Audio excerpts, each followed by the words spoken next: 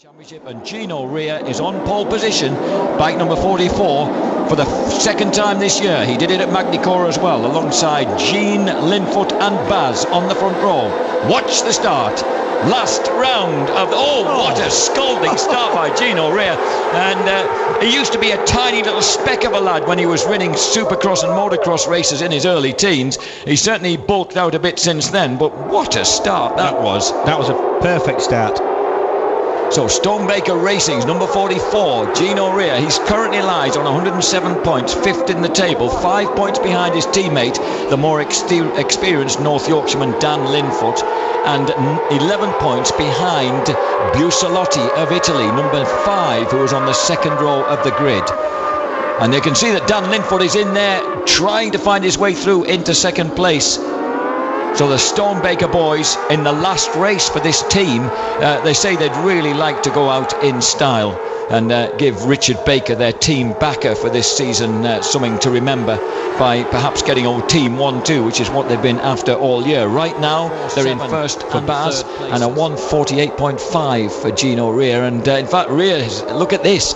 Gino Rea tigering his way onto the back wheel of Loris Baz, and suddenly the 15-year-old Frenchman has got some competition from the 19-year-old Brit. Look at this. The London-based lad comes alongside, elbow to elbow, across the line. That was a 49.7 second lap for Baz. He made a mistake somewhere there. Yep. And Gino Rea, like so many of these kids who've come through an off-road biking life, they don't mind bikes dithering around underneath them, but he was way wide into the dirt and loses that advantage. Yeah, that was just Gino Rea not wanting to give way to Loris Baz. Especially after that mistake his teammate has made. Could he finally get his first victory? If he could, he would hoist himself to second place in the championship behind the man he's fighting with right now, Loris Baz. And that would be great, because he's already looks like he's got a ride secured for 2009 in this championship as he crosses the line into the final lap. Gino Rea, the 19-year-old English boy, leads 15-year-old Frenchman Loris Baz, has got round the two Frenchmen, Lambois and Jean, and that would give him the extra points he needed as Gino runs wide. Through goes number 65, Loris Baz. Well, he was second for a few moments in the championship. We've seen Baz make many mistakes this race. Tremendous contrast in riding style and physique of these two lads. It's going to take one little slip by Baz now, and Gino Rea's going to be there. Gino's certainly making his presence felt, isn't he? He's putting everything into keeping right on the back wheel, and he gathers air downhill brilliantly. He takes the curb with him and pushes Baz clean off the deck. And that surely is the race victory all year. He's got so close to victory. He was so close when he and Dan Linfoot were battering one another at Magny-Cours, but he eventually succumbed. Now, surely, although here comes Baz again. Baz is coming back. Well, I dare say we should show some more of it. Sometimes this takes place on Saturday afternoon, so we never have the chance to show it. Look at this. Loris Baz brilliantly recovers, and now he's right back. Gino moves wide. Loris Baz goes through the inside into the final turn. Baz goes up the inside. He squeezes Gino Rea onto the curb, but Gino won't give way. They go across the line, and Gino Rea gets his first race victory of the year, and 25 points for StoneBaker at last. What kind of finish for that, Jack? And he'd probably be dismayed to find that Marco Busalotti has punched his way through to third place, and that means that the Italian, I think, will have enough points to get second in the championship ahead of Gino Rea, but Gino won't mind that. Look at that. He's elated. He's finally got the race win he's been trying to get for the last 2 years, and Loris Baz very sporting, because they did go at one another there. No, I don't think he was. I actually don't think Loris Baz was. I think he was a little bit upset. Oh, was he? Do you think there was a bit? So StoneBaker Yamahas, what a goodbye to that team. I'm disappointed that they're disbanding, but they went out with a bang. Gino Rea grabbing a sensational victory. His first win in the 2 seasons he's contested the Junior Superstock Championship. And he rode for that one. He rode very hard for that one. He certainly did. Incidentally, Lombois was 4th. Josh Day from Orlando, Florida, 5th, ahead of Beretta, Petrucci, Masai, Luciano and Guanoni, with Dan Linfoot remounting in 11th. But look at this race. His teammate convinced he had it, bouncing up and down. That was remarkable. Oh, I see what you mean, because at first I don't think Loris wanted to shake hands then. No, I don't think he did. So Gino did the sensible thing and just gave him a thumbs up as if to say, oh, everything's fine, boys, everything's fine. I think that was a, yeah, whatever. Whatever. They were pretty remarkable for stock little bikes like that. Stock little bikes with fair novices on them, you know, people yes, who haven't got true. a lot of experience. Yeah. And it's time for hugs for Gino. Hence the fact they've still got their old garb on, even though they changed their name to StoneBaker Racing at the beginning of the year. At least they changed the leathers.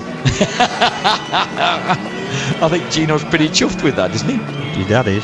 He certainly is. And dear old Jimmy Ed supplied the Scott leathers as well.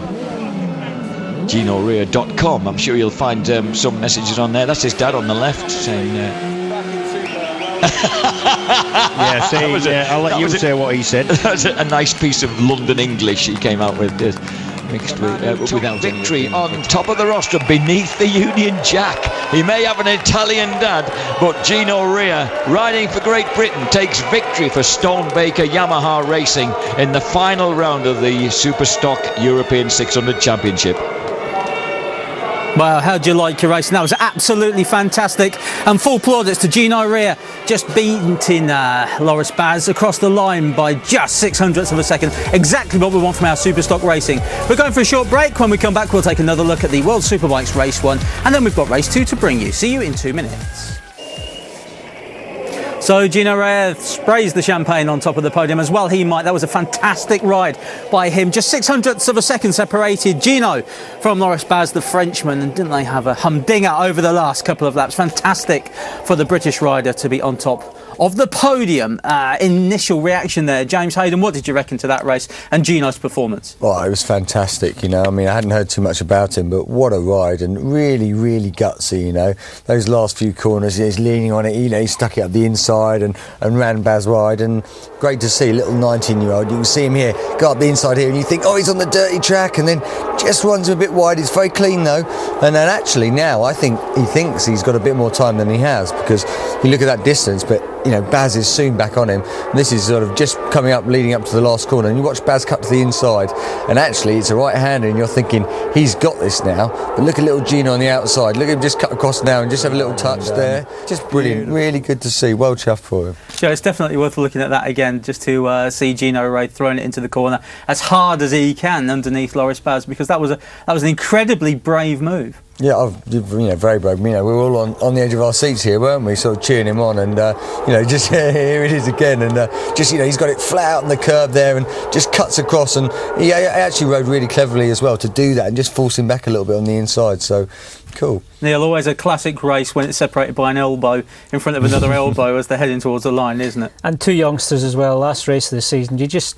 James and I were gradually getting closer to the edge of our seat as we were watching the laps coming down, because we could see what was going to unfold, and it reached its peak on the last couple of corners. None of them were prepared to back off. Loris Baz wants to prove he's the best out there. Gino wanted to finish the season on a high, and I was just praying that they would both get over the line. But what was really nice was the way they dealt with it afterwards. They're both sort of full of aggression in the red mist, but big smiles, very complimentary to each other. And